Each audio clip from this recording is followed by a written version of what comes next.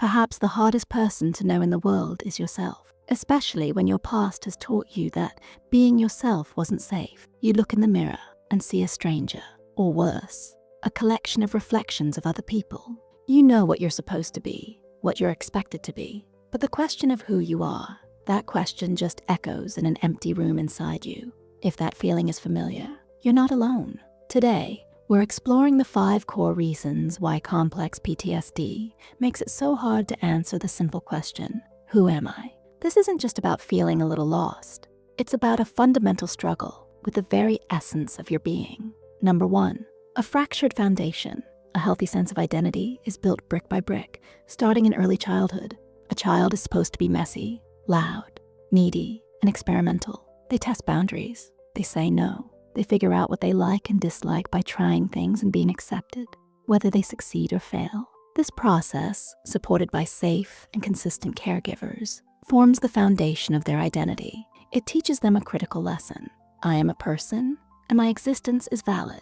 For someone with complex PTSD, this foundation was never built. Instead of a construction site for a self, your childhood was a minefield. You didn't have the luxury of self-discovery. Your energy was spent on survival. You learned to walk on eggshells, to anticipate moods, to make yourself small and invisible to avoid conflict. You learned that your needs were an inconvenience and your emotions were a problem. When a child has to become a hypervigilant adult to navigate their own home, their development is put on hold. You weren't building a self, you were building a shield. Your personality became a set of survival strategies. Maybe you became the family peacekeeper, always smoothing things over.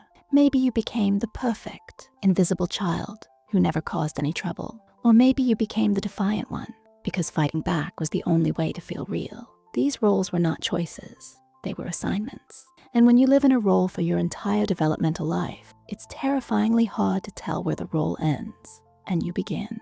As an adult, you're left standing on that fractured foundation, wondering why you feel so empty. You don't know what you like because you were never asked. You don't know how to set boundaries because yours were never respected. You feel like a ghost in your own life because your presence was so often a liability. The first casualty of a traumatic childhood isn't memory. It's the self that was never allowed to be born. Number 2, the survival chameleon. Flowing directly from that fractured foundation is the development of a specific, powerful survival skill, becoming a chameleon. When your environment is unstable and your safety depends on the mood of those around you, you learn to adapt with stunning speed. You become a master at reading people. You study their tone, their body language, their micro-expressions. And then you become whatever you sense they need or want you to be. With an aggressive person, you become submissive and agreeable. With a needy person, you become the caretaker, the problem solver. With a distant person, you become self-sufficient and undemanding. You change your colors, not as a conscious act of deception, but as an automatic, unconscious reflex for survival. It was the only way to secure a temporary sense of safety, or, in some cases, a crumb of affection. The tragedy of the chameleon is that after years of blending in, it forgets its own color. This skill, so vital for survival in the past, becomes a major obstacle to identity in the present. You walk into a new group of friends, a new job, or a new relationship, and the old programming kicks in. You start mirroring them. You adopt their hobbies, their opinions, their way of speaking. It feels safer than showing up as yourself, because the core belief is that your true self is unacceptable and will be rejected. This is why you might feel like a fraud or an imposter. You receive a compliment, and a voice inside you says, they only like the version of me I'm showing them. If they knew the real me, they'd leave. This isn't just low self-esteem. It's a genuine confusion about which you is the real one. After a lifetime of being everyone to everyone else, being just one person, yourself, can feel like the most dangerous thing in the world. You are left with a closet full of masks and no idea what your own face looks like.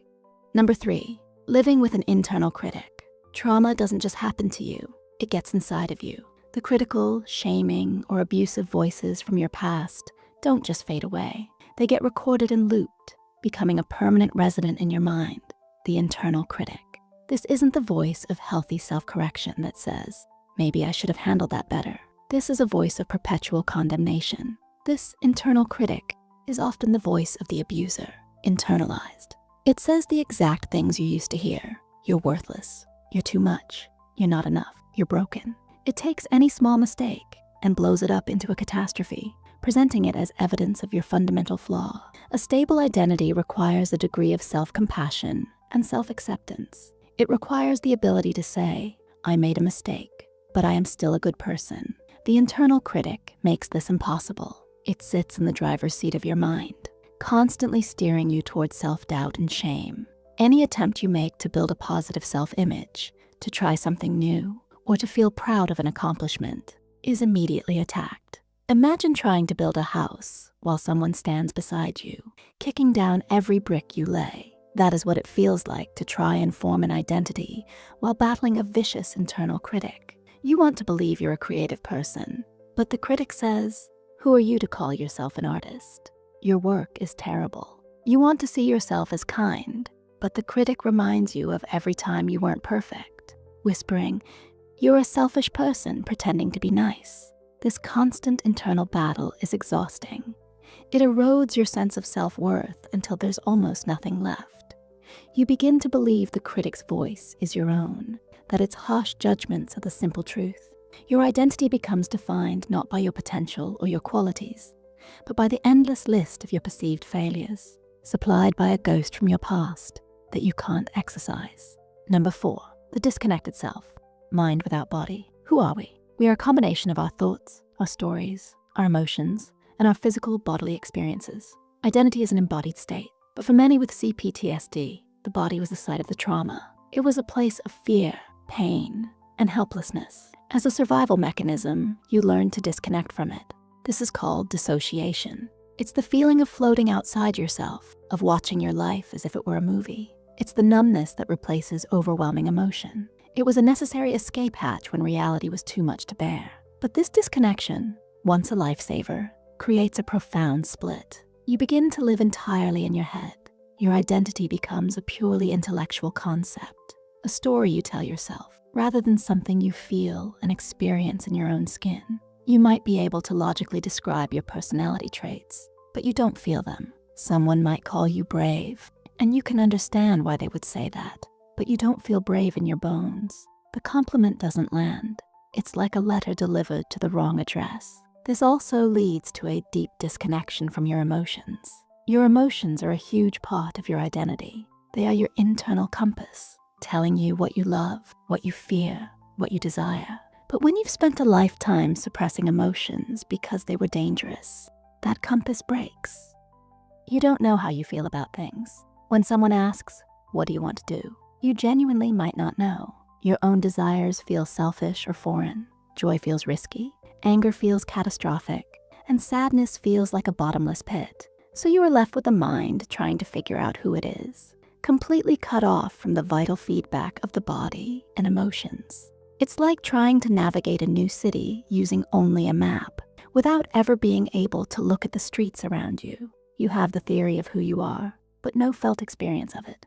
Number 5, the absence of normalcy. Building an identity requires peace. It requires periods of calm, stability, and safety. It's in the quiet moments of life, reading a book, having a lazy conversation with a friend, walking in nature, that we connect with our deeper selves. We have the mental space to reflect, to dream, and to integrate our experiences into a coherent whole. The C in CPTSD stands for complex. This means the trauma wasn't a single event, but a chronic, prolonged state of being. Your nervous system was marinating in a soup of stress hormones for years. Your life was defined by chaos, unpredictability, and a constant state of high alert. You were always waiting for the other shoe to drop.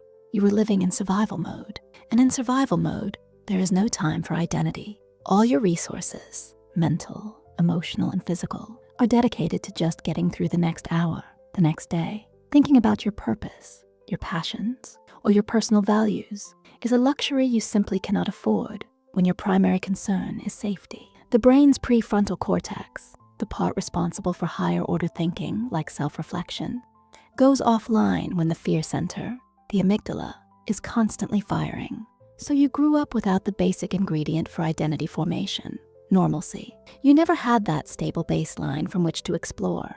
As an adult, this can manifest as a constant feeling of restlessness or an addiction to chaos. Calm can feel unsettling and unfamiliar. You might find yourself drawn to crises or creating them because it's the only state you know how to operate in.